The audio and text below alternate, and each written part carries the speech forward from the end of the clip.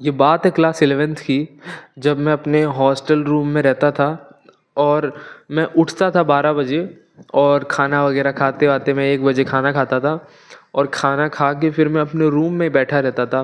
Phone चला लिया, laptop में कोई मूवी देख ली और फिर उसके बाद में ये करते करते कब 4-5 शाम के बज जाते थे पता नहीं चलता था मुझे। और फिर जब ये हो जाता था, इतना सब टाइम वेस्ट करने के बाद में फिर मेरी राहत हो जाती थी नॉर्मली बेसिकली। अरे मैं तो अपना 6-8 घंटा तो सुबह से लेकर मैं 12 बजे जब उठ ही रहा हूँ तो मेरा तो आधा दिन तभी ख़त्म हो गया।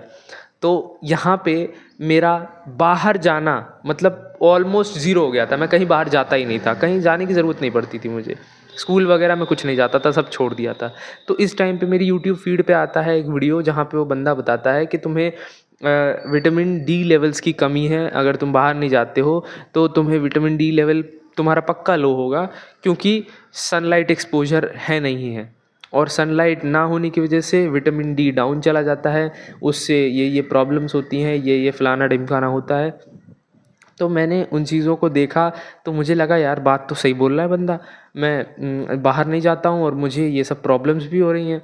और सच बताऊँ कई बार ये जो मैं इसका कॉज़ बताता हूँ, प्रॉब्लम बताता हूँ कि होता क्यों है ये।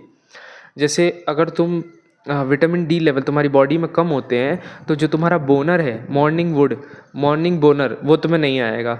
जो तुम्हारी सेक्सुअल फीलिंग है वो जो बूस्ट अप रहती है वो बूस्ट नहीं रहेगी। तुम्हें बोनर ऐसे अपने आप से नहीं आएगा। तुम्हें जब तुम पॉर्न वगैरह देखोगे तब जाके, तुम खुद से कोशिश करोगे तब जाके आएगा, ऐसे नहीं आएगा। नेचुरल जो रहता है वो नहीं आएगा। ये सब होता है टेस्टोस्टेरोन लो होने की वजह से। विटामिन डी कम मतलब टेस्टोस्टेरोन कम।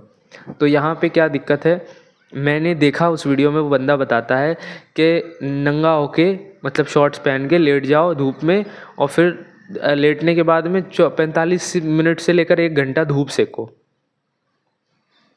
मैं उस टाइम पे वो बात मैंने चूतियों की तरह फॉलो करी थी और सीरियसली भाई मैं आज भी वो सोचता हूँ और हंसता हूँ खुद पे कि भाई क्या क्या विश्वास कर लेता था मैं। और सच बताऊँ तो आजकल के लोग ऐसे ही हैं, वो विश्वास कर लेंगे। और फिर मैंने उस चीज़ को किया और मुझे कोई फ़र्क नहीं पड़ा, सच बता रहा हूँ मैंने महीने 2 महीने ट्राई किया था उस चीज़ को। तो होता क्या है, यहाँ पे मुझे अब जाके तो समझ में आ गया कि भाई ये कुछ नहीं चूतियापा है।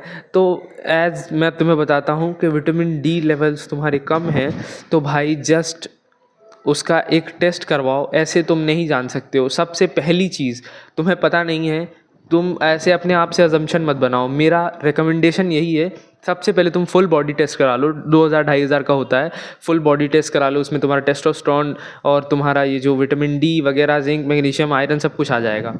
और ये आने के बाद में तुम जो जो देखो वहाँ पे इसके लोग बहुत ज़्यादा सॉल्यूशंस बताते हैं ऑनलाइन कि ये कर लो, इसको खा लो तो जिंक बढ़ जाएगा, इसको खा लो मैग्नीशियम बढ़ जाएगा, इसको खा लो आयरन बढ़ जाएगा, जो लेवल्स कम है ये उसको खा के ये बढ़ा लो। तो मेरा तुमसे यही कहना है, साफ साफ स्ट्रेट एंड फॉरवर्ड, मैं तुम्हें घुमा नहीं रहा। जो चीज़ें कम हैं, जो भी चीज़ें कम हैं, चाहे विटामिन डी हो गया, चाहे जिंक, मैग्नीशियम और आयरन वगैरह कुछ भी, उसको सिर्फ सप्लीमेंट करो। और कितना, एक डॉक्टर के यहाँ पे जहाँ तुमने करवाया है टेस्ट, वहाँ पे उस बंदे से पूछ लो और कि मैं इसको कितने टाइम के लिए करूँ। और नहीं पता है तो 1 महीने के लिए, या फिर 1 महीने तो उसमें डेली टैबलेट्स खानी नहीं रहती हैं, तो 1 महीने के लिए इन सब चीज़ों को कर लो। जो तुम्हारा लेवल कम है उन लेवल को एक बार रेप्लेनिश कर लो।